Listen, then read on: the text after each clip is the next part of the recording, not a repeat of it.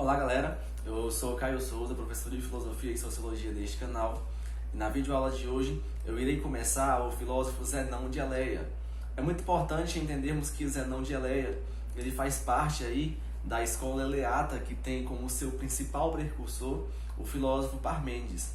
Então o filósofo Zenão de Eleia ele vai falar também aí sobre essa defesa à imutabilidade, aquilo que é imóvel, ao ser enquanto imóvel e imutável no tempo, só que dentro de uma perspectiva um pouco diferente em relação ao do Parmênides. O Zenão vai trabalhar um pouquinho aí com essas ideias de paradoxo que na verdade é uma contradição de opiniões, né? Quando se tem aí opiniões e se contradiz essa opinião, então isso é um paradoxo, é uma contradição, é uma contraposição de uma opinião.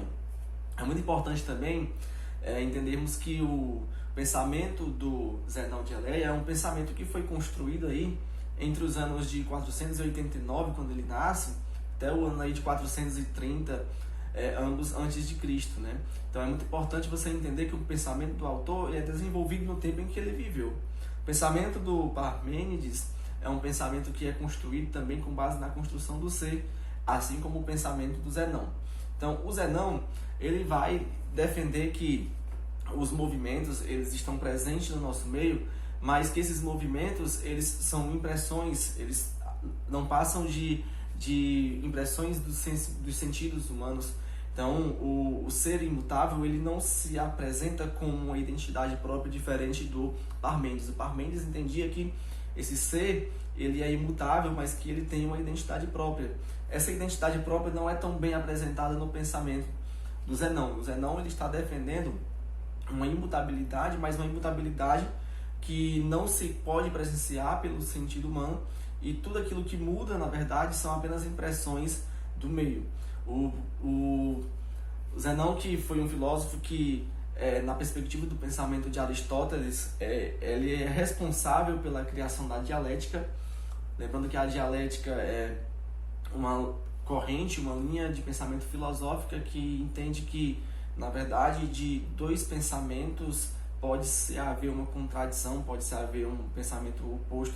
Então, quando você tem duas linhas de pensamento, quando você tem dois posicionamentos, daquele posicionamento pode nascer um novo posicionamento, e isso aí caracteriza a dialética.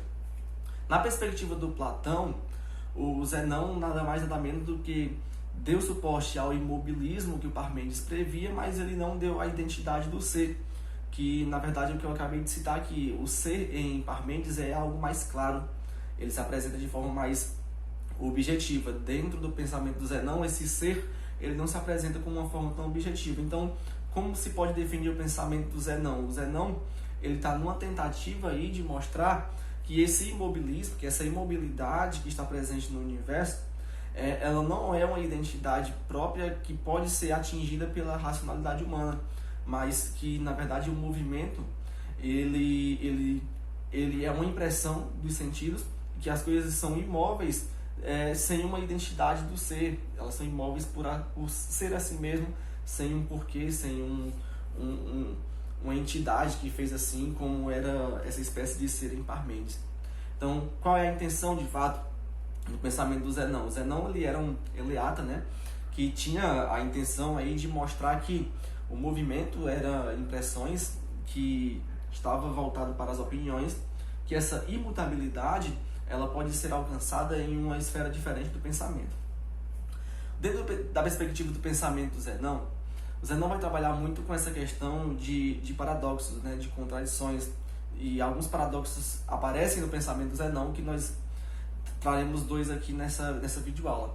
Então, o Zenão ele vai trabalhar com essa ideia de contradição, porque ele entende que o pensamento humano ele é muito erro, ele é muito errôneo, ele é muito falho, e ele não apresenta nenhuma concretude, nenhuma simbolização prática do que realmente se representa. Então, um paradoxo muito conhecido é o paradoxo do Aquiles e a tartaruga. O Aquiles ele foi um herói da mitologia grega que representava aí um indivíduo muito rápido, muito veloz, né? E a tartaruga, como todo mundo sabe, é um animal muito lento, né? Então, o Zenão ele prevê uma hipótese onde o Aquiles iria participar de uma corrida com a tartaruga E essa tartaruga, ela iria partir alguns metros na frente do Aquiles, e que aparentemente, como o Aquiles era muito rápido, nós podemos pensar que ele iria logo ultrapassar a tartaruga. Mas para o Zenão, isso não acontece, isso não é logicamente comprovado, porque não há uma concretude, não há uma prática realizada que faz com que a gente consiga de fato concluir que o Aquiles iria conseguir ultrapassar a tartaruga. Então, essa percepção de ultrapassagem, elas são impressões do sentido. Então, o que é que o Zenão quer trazer aqui? O Zenão quer trazer que o imobilismo ele existe, as coisas são imóveis, mas elas não podem ser alcançadas por um aspecto racional de entendimento. Então, quando você vai para aspectos matemáticos, de uma lógica matemática, você sabe, por exemplo, que entre o número 1 e entre o número 2 existem infinitos outros números ali nesse meio. Dentro dessa perspectiva de pensamento, o Zenão dirá o seguinte, ó, se a tartaruga parte 3 segundos, por exemplo, primeiro do que o Aquiles, a tartaruga parte e daqui a 3 segundos é que o Aquiles vai partir, existe uma infinitude de espaços dentro desse espaço de 3 segundos, existem infinitos outros espaços que não dão suporte para que eu conclua que o Aquiles poderá passar a tartaruga.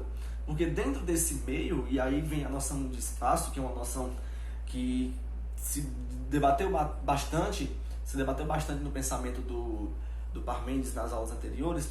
Então, nesse meio de 3 segundos, existem infinitos números matemáticos, infinitos espaços que fazem com que eu não conclua, dentro da perspectiva do pensamento do Zenão, que o Aquiles iria passar.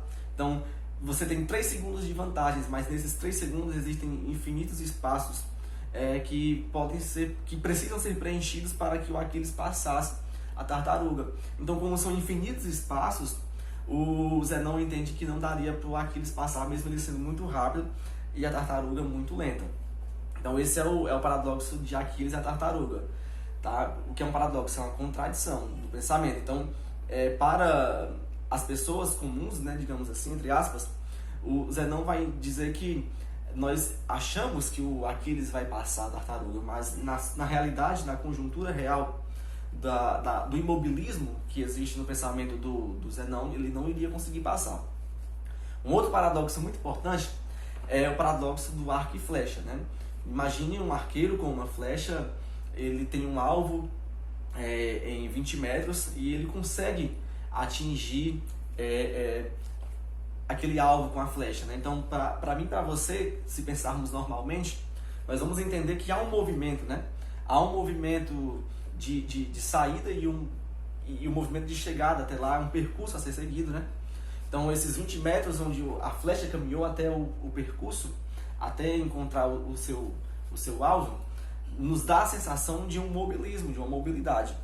Só que o Zenão vai dizer que, na verdade, isso são opiniões da sensibilidade humana e por assim ser, são enganosas, não nos dá a realidade. Então, perceba que dentro desse percurso da flecha, a cada instante, a cada espaço novo encontrado é um novo espaço.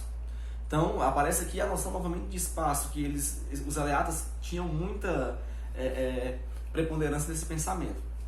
A cada instante que se passa, a cada novo lugar que a flecha vai, é um novo espaço, é um novo ambiente em que a flecha está. Então, imagine que a flecha está em um local X, então ela está imóvel ali. Quando o movimento acontece, ela está em outro espaço. Nesse outro espaço que ela está, que é diferente desse anterior, nesse novo espaço ela está imóvel novamente.